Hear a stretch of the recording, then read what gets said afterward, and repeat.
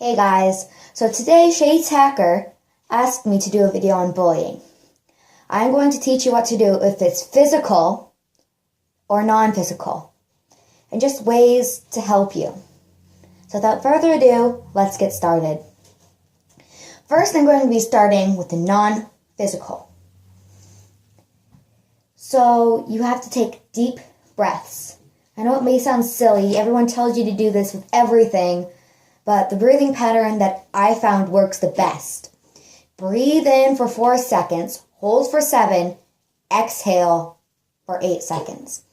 And just do that until you slowly calm down. If that doesn't work, try ignoring them. I know it's easier said than done, but you still gotta try.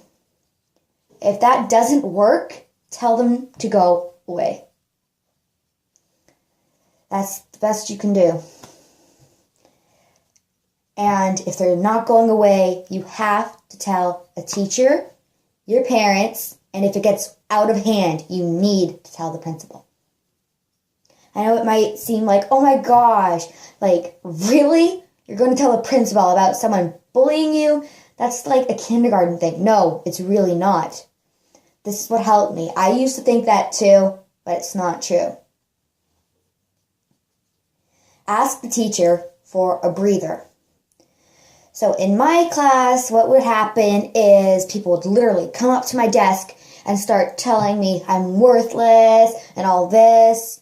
Usually, I was really good at keeping strong, but sometimes I could feel that I was tearing up and I wanted to hide that.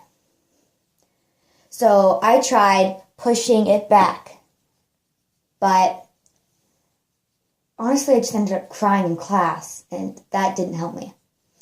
So what you should do is ask your teacher for a breather. Ask them to go outside for a few minutes. And if they ask why, just say, I'm about to burst into tears and I just need a little breather. And they'll normally let you go outside. If they don't, you have to go to the principal and just ask to go to the principal's office. Because this is insane. Anyways, that being said, I have a notebook. It's it can be just a normal notebook. It can be like a diary thing. Anyways, what I do when I'm at my breather is I take it with me. I write down what's going on. And then I at least write 3 positive things. And then you can write negative things. But I would like you to do at least 1 more positive thing than negative things. And it doesn't have to be a positive thing like, oh, I just got bullied. At least it wasn't physical. You don't want to do that. You can do solutions you could have done. You could have done just positive things. If your friends were there, just think of positive things in general. And this is and don't ever, in physical, non-physical, verbal, anything, never lower yourself to their level. Trust me, I've been there and done that. You feel stupid after. If it's physical, don't be afraid to go near a teacher. It might seem like you're running away from your bully, so they'll follow you. But as soon as you just stand by a teacher, they won't do anything, because they know they're going to get caught. And if they do, the teacher is there to catch them. Bonus. And don't be afraid to fight back, but never cause a fight. I used to come home with bruises up and down my arms and legs and few cuts. Mine was bad. I was getting slammed up against walls. It was insane. So what I started doing is I told them, I don't want to hurt you. I'm not really a fighting person, and I don't think you want to hurt me. So can we please just stop? They start punching, you hold your fists up. And if they punch you 3 times or hurt you 3 times, then you can start punching them in the stomach and then gently kicking them in the foot and leg. You have to start fighting back. And what happened to me is I got hit in the neck super hard with the tennis ball. If they weren't far away, I could have gotten knocked out. And this might seem very dramatic, but if it was hard enough, I could have been killed. This is where a pulse is. And I got hit right there. I was feeling really woozy after. You know what he did? He came up and hit me in the gut with a tennis ball. They did all this. You know what I did? I actually started kicking in the ribs. Only if it's really dangerous. You start kicking higher and you start punching like in the ribs and at the bones. Never break an arm though. Ever. Don't break a bone. That's not good. You have to tell the principal again because this could get super bad. It's just not a good thing. You have to tell the principal.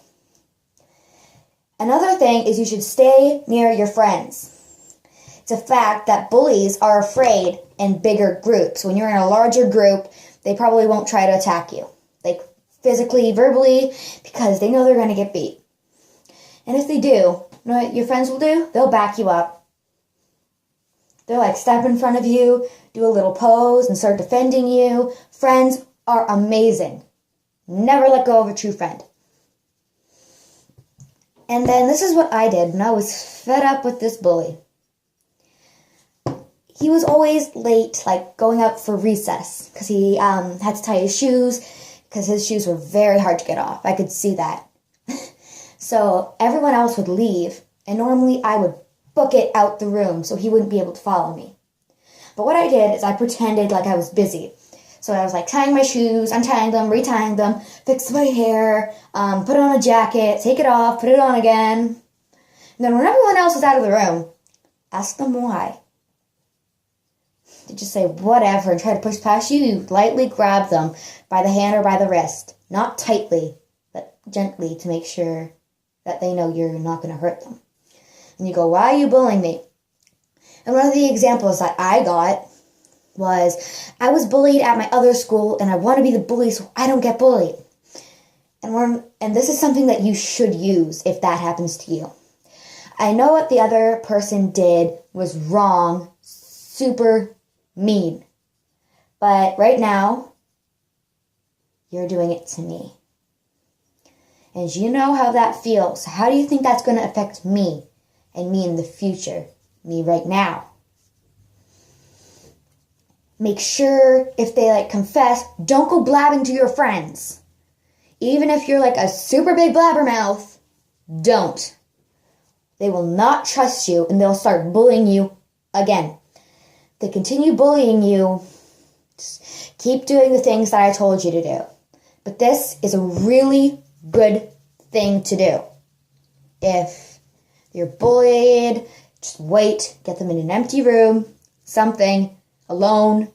Because if they're not alone, they will not tell you the truth. I've learned that.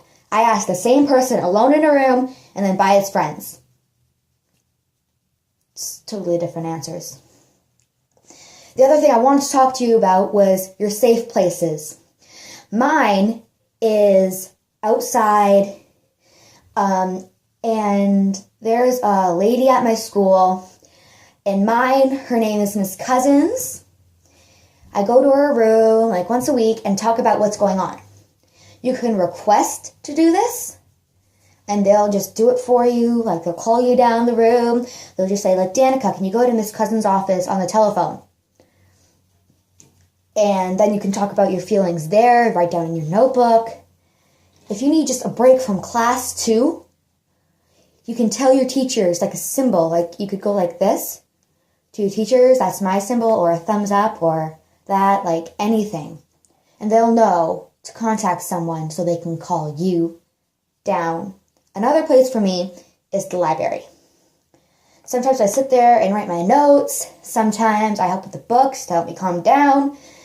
And I have downloaded this app, which I think will be amazing for you guys. There is a meditation, and if you have trouble falling asleep, like me, there is a sleep story, and you're just it's like a bedtime story, whatever. It's really not. It's amazing. You literally see what's going on. It's absolutely amazing. But what would really help you is the breathe. It'll tell you when to breathe in, hold, breathe out. It's amazing. You can go to the library and use it. I really think you should. So that ends our video. remember to subscribe and comment down below what else you think I should do. Love you guys. Thank you so much.